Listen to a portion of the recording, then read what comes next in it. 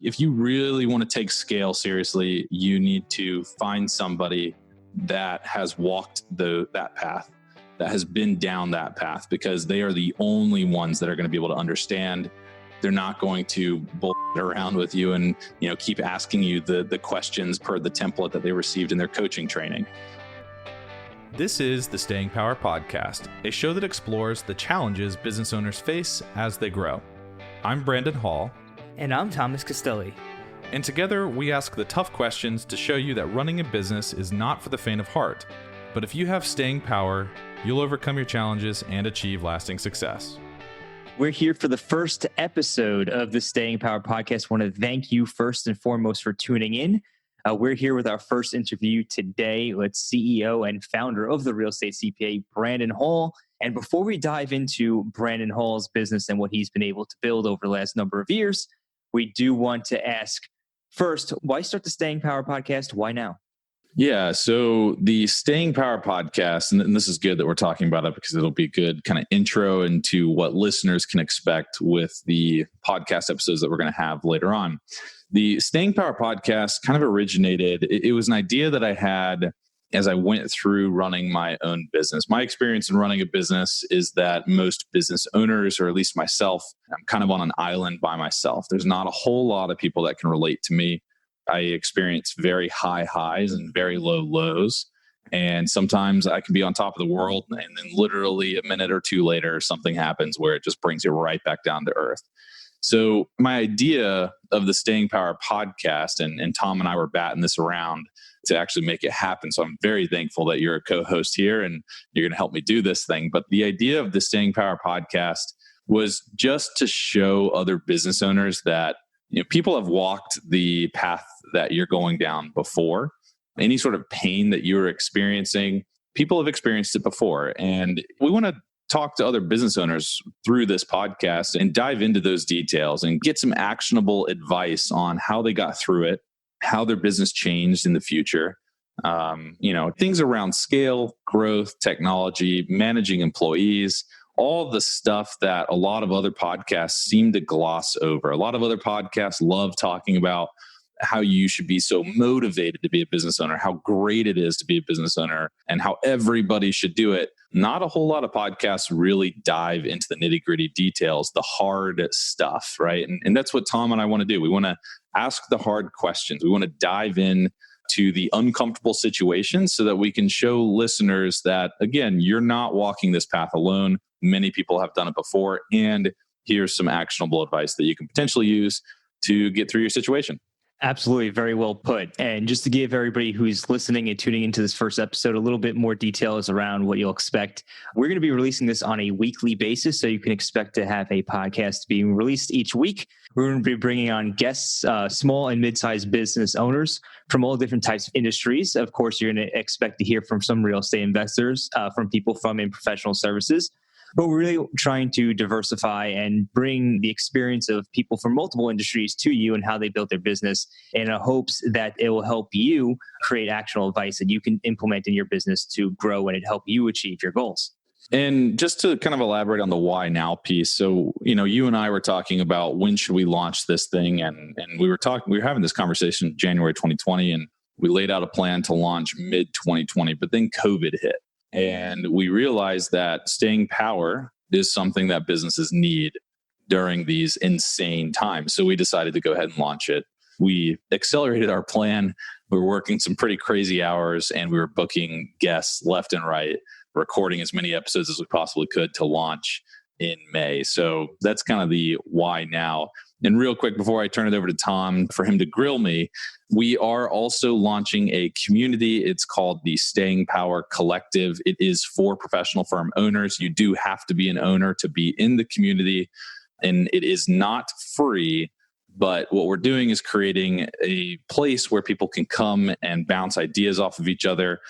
There will be a focus on going remote or virtual or moving some amount of your operations to a remote environment, because that is how we've built our firm, the Real Estate CPA, 100% remote, 100% virtual. And that has been a good thing for us facing COVID. So we decided to also start a community to bring people together and help people move in that direction, build better businesses and drive home that staying power concept. And before we jump right in, Brandon, where can they learn more about Staying Power Collective? Yeah, they can go to www.stayingpowercollective.com. Awesome. And without further ado, we're going to jump right into the first interview. And we're just going to kick it off with Brandon. Why did you decide to start the Real Estate CPA 100% virtual firm in the first place? Yeah, I hated my job. I think that's where everybody kind of starts to some degree. I graduated in 2013 from college, East Carolina University, go Pirates, and immediately joined PricewaterhouseCoopers up in DC. We were doing federal consulting, which was a blast. Not really. And I was about 3 months into that job and kind of realized, this just wasn't for me. I was creating things that I thought were helpful. I wasn't really getting any feedback, positive or negative at all. And nobody really seemed to care what I thought. Now, looking back, of course, I was a 3-month experienced associate. So maybe I thought that I deserved a little more than I actually did. But that was enough to kind of kickstart this idea of how do I call my own shots and how long is it going to take to get there? So I looked at, I can stay in the corporate world and it's going to take me probably 7 to 10 years to really be able to run my own ship. And I just decided I didn't really want to wait that long. So I immediately defaulted to, I want to build a business. I want to build passive income through investing in real estate. I don't want to be beholden to anybody. So I started down that path, and that took a few years to kind of like build out. I joined PwC 2013. I switched over to Ernst & Young at the beginning of 2015. And at the same time, kind of just started posting on an online forum for real estate investors about tax advice and accounting advice, and slowly started taking on clients. I never really wanted to start a CPA firm, kind of actually fell into it. I was researching other businesses to start. I wanted to run something productized. My thought was that CPA firms were just impossible to scale from everything that I'd read and knew about. I wanted big scale and fast scale. I wanted money. I wanted to make sure that I could make a ton of money quickly so that I didn't have to work anymore. That was my goal.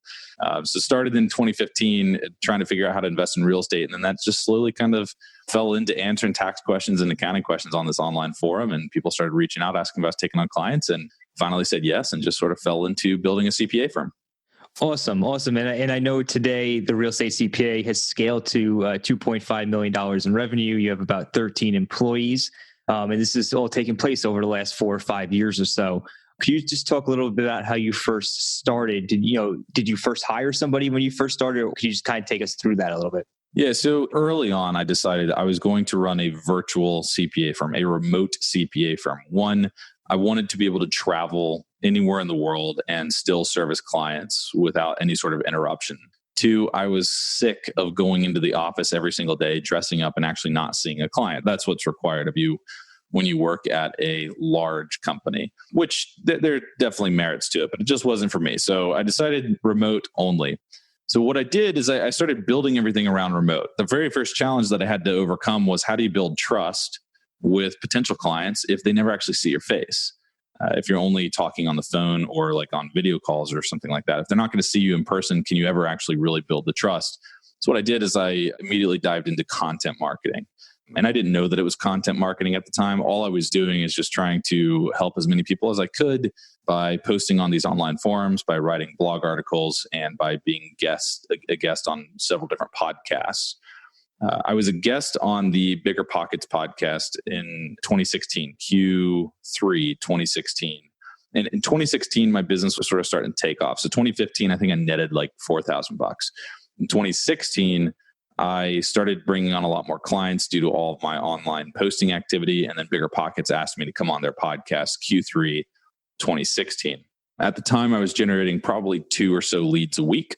So 2 people or so would reach out to me. They'd email me or message me through these online forums and ask what it looks like to be a client of mine. After that Bigger Pockets podcast, literally the next week, it was 20 leads a week. And we didn't slow down since. So to answer your question, the very first hire that I made was a salesperson. I needed somebody to handle the leads so that I could just service the clients. And not a lot of CPA firms do that. A lot of CPA firms start with a technical hire. And if I were to do it again, I'd probably start with a technical hire too, knowing what I know about sales now. And I would do all the sales, knowing what I know about structure and how to pass clients off to great team members. But at the time, I solved the immediate problem that I thought was the immediate problem, a long-term solution to it, and hired a salesperson to talk to all the people coming in the door and weed them out so that I didn't have to talk to them. Makes a lot of sense. And I know you said in there that you would have, maybe if you had went back and did it differently, you would hire a technical person instead of a salesperson. So what were the challenges you faced around your sales process and with the salesperson that you ultimately hired? Yeah. Well, there's a few things to unpack there. I think the first thing is you have to realize what you are good at and what you enjoy doing. And I realized relatively early on, but not early enough, that I'm good at talking to people, I'm good at problem solving, and I'm good at educating. I'm not good at the technical work. I make like really weird mistakes that you wouldn't necessarily expect. And I don't enjoy the technical work, which is why I think I ultimately make those mistakes. I just don't like doing it. So the technical person for me would be, if I were to do it again, knowing what I now know about myself, I would hire a really strong technical person to do the majority of the work. And then I would be like reviewing that work, doing the high level strategy or problem solving. And my day would consist of the sales piece because that's what I enjoy doing. I like talking to a lot of different people, hearing their problems, and then trying to figure out how to solve them. We've always had some issues with sales. We've gone through a couple sales folks, great people. I just think that professional services is a very difficult thing to sell. It's not as easy as selling a widget and being able to talk about the pros and the cons of the widget and the different models of the widget. To sell professional services, you really have to have a technical foundation of those professional services in order to really understand when a client or when a potential client's talking to you, in order to understand how you can actually help them. And that was one of the biggest challenges that we faced with the sales folks that we had at the firm. They were great otherwise, and I believe now succeed in the sales roles that they are in, which is also good. But when they were selling for us, they were not getting the full picture from the prospect, and they were pushing them through to services that they didn't necessarily need or want, which at the end of the day just means that the firm is stuck with a client that is going to be unhappy, that's going to cause problems, or that is just underserved and underpriced. That's the key issue that we've had with sales. Got it. And it sounds like, you solved that problem ultimately by realizing that you needed to get the technical person or a technical person, perhaps like yourself with the technical background at least, to do the sales. And that kind of brings me into my next question, though, as you're building that team, because ultimately somebody has to do the work after the sale is made, right? So when building a team, what challenges do you have around building out your team? Yeah, well, so the work comes in the door. You do have to have a technical person. My experience is that you have to have a technical person. I didn't believe it until we experienced it, and we experienced it over 3.5 years. I always thought that a salesperson could sell anything as long as they were good. But what I've realized is the salesperson should just be the qualifier. They should be weeding people out and then handing it off to the technical people to actually close the sale. Like the technical people are going to be the gatekeepers to make sure that this prospect is going to get exactly what they need at the firm. And that's actually a process that we're working on today. So I've been our salesperson since January 2019. And what we've started realizing in 2020 is that it's going a lot better. It's great. People are getting slotted for the services that they actually need, which is good. Now what we're realizing is with the leads that we have coming in the door, having a salesperson up front to qualify them and then pass them to me or you or another technical person on the team, that's a much better process. And we're still protecting the firm from not taking on clients that are bad fits or not going to get the services that they need. So that's kind of what we realized with sales. Now, once the client's in the door, it's all about how do you actually service them? What sort of structure do you need to add to the engagements? What team do you need in place? And something that we're working on right now is how do we get our managers? We have 2 advisory managers and a tax manager at the firm today. And my goal over the coming months is to get them out of a lot of the technical work, kind of like where I was. How do you elevate yourself above the technical work so that you can focus more on air traffic controlling, right? I want my managers to be able to direct the work, help manage projects, and sign proposals, bring on clients, and manage those relationships. So that's the challenge, is just trying to figure out how everything pieces together and what different people in the firm are good at and what they're not good at, and then how to have those conversations with people, which is very hard. So there's a lot of challenges with managing people, a lot of challenges. Absolutely. So would you just maybe point out the biggest challenge you face when managing people, and how did you ultimately overcome that challenge, or how did you succeed despite that challenge?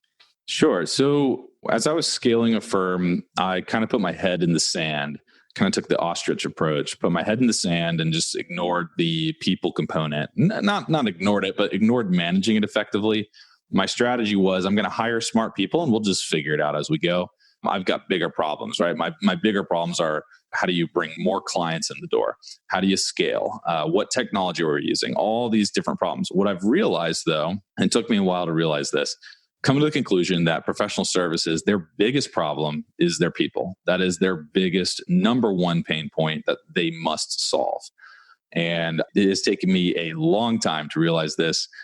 Probably didn't actually realize this until the end of 2019. So through 2019, 4 years of experience under my belt, and still don't understand that my people are the most important piece of the business. I know that there's a lot of things out there that say people are your biggest asset. Yeah, I get that. But I had an epiphany. I have a few business coaches, and was talking to one of them and basically had an epiphany that my people are my biggest problem, and we cannot scale unless my people are all marching in the same line. And what that means for me is adding clarity. I have to add a ton of clarity to my team's jobs, to their day-to-day roles, and to how they can be successful at the firm, how they can grow and scale, and what that people plan looks like as we scale to different heights. That's the biggest challenge that I have faced or have been unwilling to face until this point. And I've told the team, and you know this, that my 2020 goal, my number one goal, is to add an incredible amount of clarity to the firm. I want everybody to be able to come in and know exactly what to do, how to do it, and what their career progression is going to look like. And before 2020, I didn't really have that. And that created a lot of problems with people, a lot of problems with managing expectations, and created a really sour culture for a little bit in our firm. Totally understand. Clarity is the number one thing I think that's needed in management. Everybody needs to know what they're aiming at, what they're driving towards in order to be successful at the end of the day. And I know you mentioned there 2019, and we've talked before about 2019. That was a very difficult year. And we're going to be asking this next question to everybody that comes on the podcast. What was the challenge that was so treacherous, so devastating, so difficult that you almost said, you know what, that W-2 job at PwC looks really good, and almost made you quit? Yeah, so 2019 was definitely that year. Now, I have worked an incredible amount of hours, which you don't really get to see when you're remote, right? Like not a lot of, I mean, I think people know that I work hard, but I don't know that most people know that I work 80 hours a week pretty consistently, or at least did through 2019.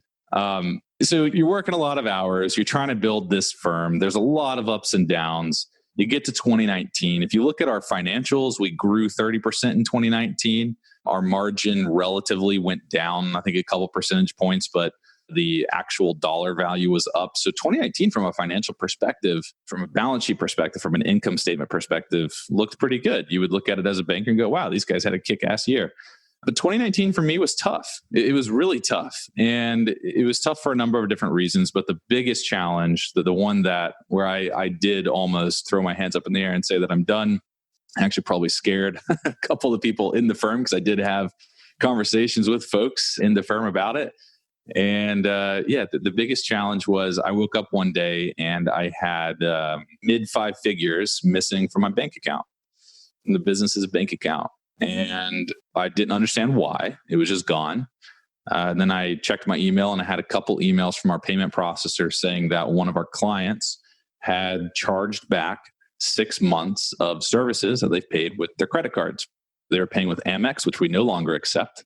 I love Amex as a business owner and a card holder, but not as a recipient. So that's a good tip for anybody listening. But woke up, had mid 5 figures missing, mid, not like low, but mid 5 figures missing from my bank account, and just broke down in tears. It was an awful experience. Realized that, we had been providing this client with pretty good services. We definitely could have done better, but they were just unhappy and they felt like they weren't heard. And so their resolution to kind of sticking it to us was to charge back 6 months of service payments. Now, we lawyered up, letters were sent back and forth. And whenever there's a dispute like that, you can dispute the dispute. You can dispute the chargeback. So we had a certain amount of time to dispute it. We put together about 300 pages of evidence showing that we did deliver the service. We delivered that to our payment processor, and they delivered it to Amex, and we were declined. So that was mid 5 figures that I'm never going to get back. And going through that experience was awful. And that was on top of the pain that I was already experiencing. We were going through shifts in our firm at that time. We didn't have bosses. There was no hierarchy or structure. There was some implied structure, but nothing clearly defined. And that created a lot of issues. And so to throw this on top of that, I remember I took a couple of days and I was talking with my wife about just calling it quits, just selling the business off in pieces, whatever I could, because it was just too much. And really, thanks to her and one of my business coaches, I stayed in the game. But that was definitely the most challenging thing that I've ever gone through. You know, you're humming along relatively fine. You're dealing with problems that are big and small. And then all of a sudden, you're questioning whether you can even make payroll in 2 weeks. And you're just asking about the fairness of all of this too. It was a very bizarre situation. And now we have practices that reduce the ability for clients to do something like this. And we also have practices to be very proactive with clients to make sure that they are happy. Yeah, it was just a very awful experience. Yeah, I mean, I could imagine that gotta be crazy to have mid 5 figures just poof from your bank account. And what's even crazier is when you produce 300 pages worth of evidence and you still just get declined. I could imagine how that could be devastating emotionally and potentially even financially for people. So I know in there you mentioned some of your business coaches. One of your business coaches, as well as your wife, is able to kind of help you stay in there and you know, keep your head straight to stay in the game and not just throw up the hands and call it quits. Who do you lean on for support when you do face these types of issues? Could you go a little bit deeper into that? Yeah, it's absolutely critical that business owners have either somebody or a network of people that they can lean on for support, especially in times of need.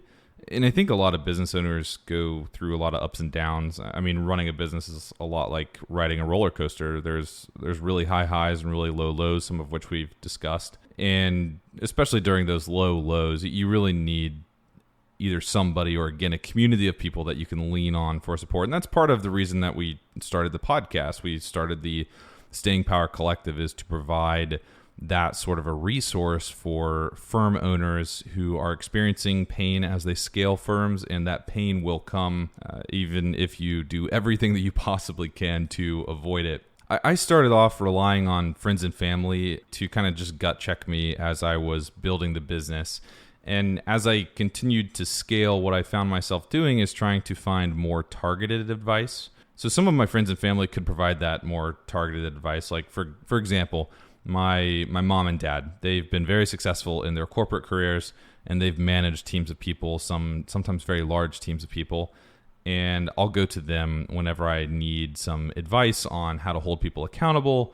You know, what sort of systems and tools are they using in their jobs that help them manage their team? I like to go to them to get that type of advice. I go to my spouse to get advice on how to be more empathetic. And sometimes she'll tell me, you need to be more empathetic even when I don't ask, which is also great. Again, I'm getting that gut check. And, you know, you need people in your life that, again, will gut check you and that you can rely on to get that targeted advice. But at some point of scale, I kind of realized, you know, I need somebody that has gone down the path that I'm trying to walk, if that makes any sense. Like I need somebody that has scaled a business, ideally a services business, because I'm running a services business.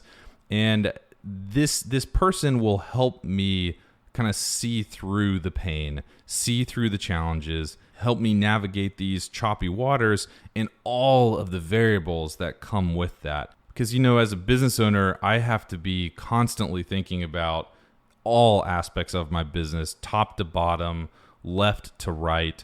Is the software producing the way that we need to? Do we have any automation issues? Are our clients happy? How can we improve that? Are my employees happy? Are my employees being managed the right way? Are we growing the right way? What's our customer lifetime value? What does our marketing look like? How do we drive more leads? All of this stuff is stuff that's on my shoulders and stuff that I'm worrying about.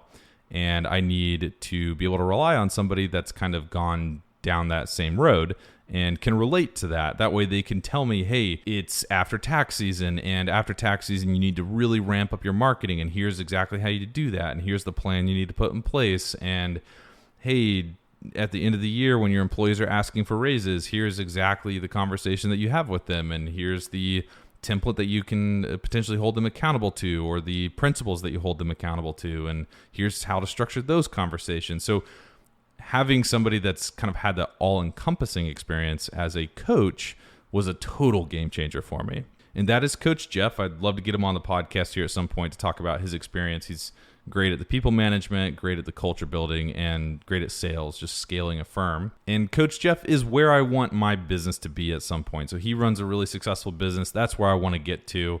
And I'm able to bounce ideas off of him, bounce challenges and problems that I'm facing off of him. And he's able to tell me, hey, relax. You just bought a Harvard MBA. That's one of his favorite things to say. You bought a Harvard MBA in one day. You had an incredible experience.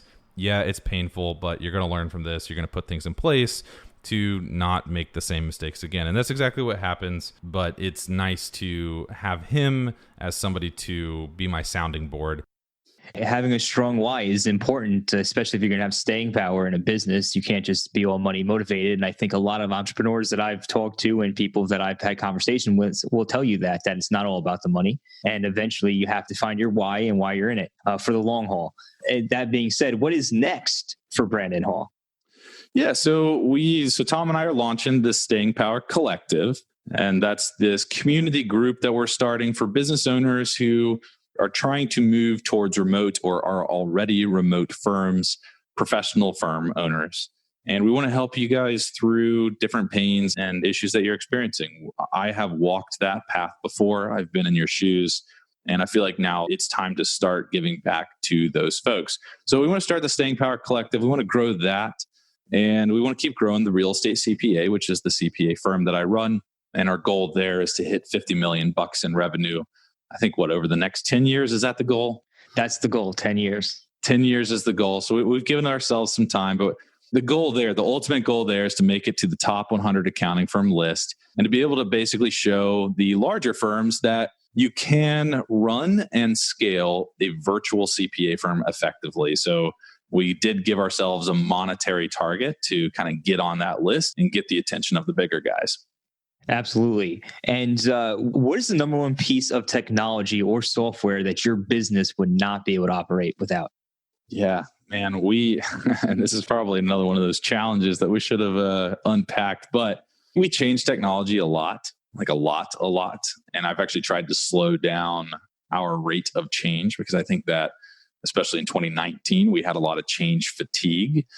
We tried to build out our own practice management software, which I realized was not a very good idea just from a timing perspective and the cost of doing something like that. So today, the number one piece of technology I would say is Slack. That allows us to continue communicating on an ongoing basis, basically just an instant messaging platform for businesses, very well structured, very well done. Our second, I know I'm cheating here, I'm going to give you three. So our first is Slack. Our second is Zoom, which is what we're recording this podcast on right now. Why Zoom? Because it's got great audio and video, and it's very easy to dial into a meeting or load up a meeting versus like a Skype or a WebEx or something else like that. And then my third is a relatively new one that we're still trying to get our team on, but the one that half the team is on it today and they love it. It's called Sococo, SOCOCO, Sococo. And what it is, it basically just gives you a map of an office. So it's like a screen you pull up, it gives you a map of an office and then gives you a little avatar. And you can bounce around to the different rooms. You can turn your mic on and just like I could jump into Tom's office, for example, or I can even knock on his office and he can let me in. And we can both turn our mics on and just have a very impromptu conversation. So Sococo, what it does best is it simulates an office environment, but for virtual teams. And that was something that we were trying to figure out. A lot of our team earlier this year, I sent a survey out and basically just trying to figure out how isolated everybody felt. And everybody felt pretty isolated. I felt pretty isolated myself. So we dialed up Sococo, and the people now using it have reported that they don't feel as isolated anymore because it simulates more of that collaborative office environment. You can see other avatars in the office, so you can see who's there. And it's really cool, really cool. Highly recommend checking it out. Yeah, no, I've been a big fan of Sococo, and would definitely, as Brandon said, recommend checking it out. It's definitely spawned multiple just quick conversations, and it really does help you feel less isolated, exactly how Brandon described it. So what would be the best way for our listeners to learn more about you and the Real Estate CPA? Yeah, if you're interested in joining the Staying Power Collective, go to www.stayingpowercollective.com, and we'll drop that link in the show notes here for you. If you want to learn more about the Real Estate CPA and our journey or our team, or even if you're interested in becoming a client, we only take on real estate investors or people in real estate in the real estate industry. Go to www.therealestatecpa.com. And if you're interested in connecting with me personally, LinkedIn's the best way to do that. Just Google Brandon Hall CPA LinkedIn and should take you right to me. Awesome, Brandon. Well, thank you again for coming on the show today. Absolutely. It's a pleasure. Thanks for listening. If you enjoyed the show, leave us a review on iTunes and share the show with other business owners who may be facing their own growth challenges. And if you own a professional services firm, consider joining our private community. The Staying Power Collective is a community where owners of accounting, law, and consulting firms discuss best practices for running and growing virtual businesses. You'll get access to our Slack group, and you'll have a Zoom meeting once a month with a small group of other firm owners. To apply for the group, head on over to www.stayingpowercollective.com and fill out the brief form. And if you have suggestions for future topics or guests, or if you have general questions or feedback, send us an email at contact@stayingpowercollective.com. Thanks so much for listening, and have a great rest of your week.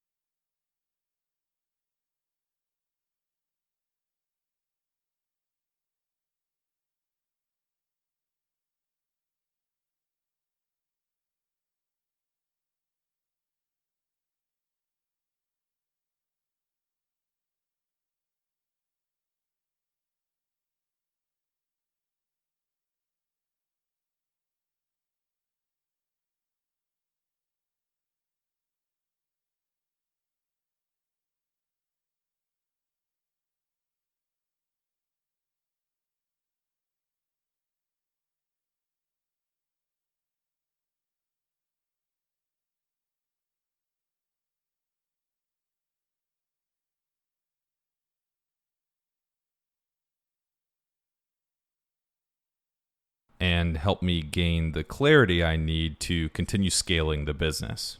And in terms of clarity, Jeff has helped me really understand why I'm in business and why I want to continue scaling my firm.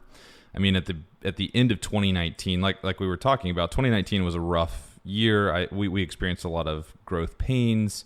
And at the end of 2019, I was feeling pretty exhausted, feeling relatively demotivated. So Jeff and I sat down and we kind of really looked at, why am I in business? What has my why been up until this point? And my main why was really to just make a ton of money. I had other goals too, like creating a great place for accountants to work, but my main motivating why was I want to make a lot of money. I want to prove people wrong.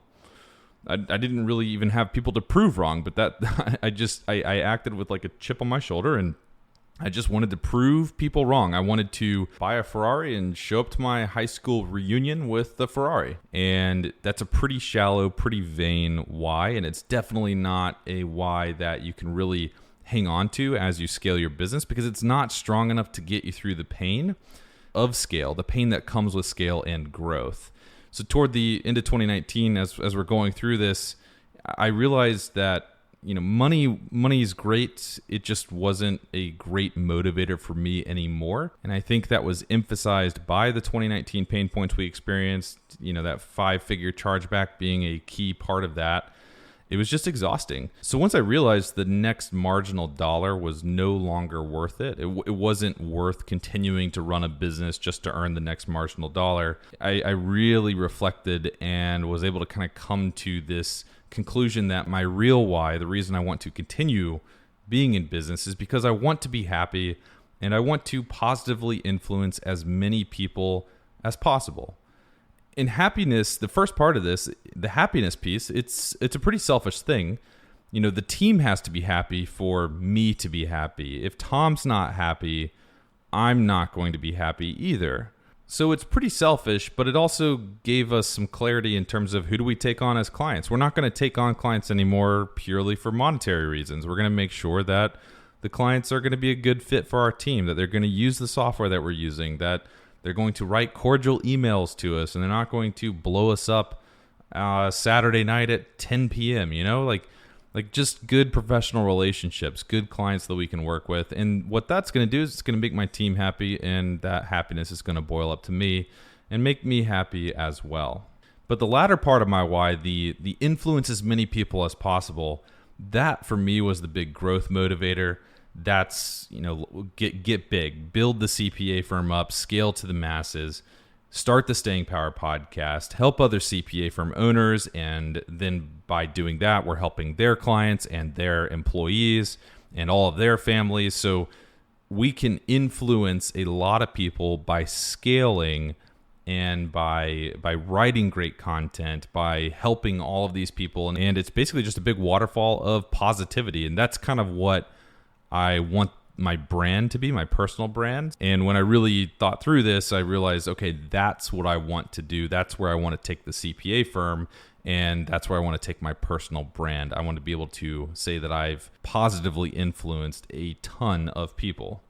So once I landed on this why of being happy and influencing as many people as possible, I figured that if I could achieve that, the money's going to come. I mean, the money's still important to me, but it's going to supplement my life, not be the driver of my life. And honestly, if you would have told me this when I started the firm back in 2015, I would have laughed you out of the room, telling me at the time that, hey, you just need to be happy and try to positively influence as many people as possible. I don't think that at the time that I started the firm that I really would have resonated with that. So the other thing that I learned by going through this process is that it's okay for your why to change over time.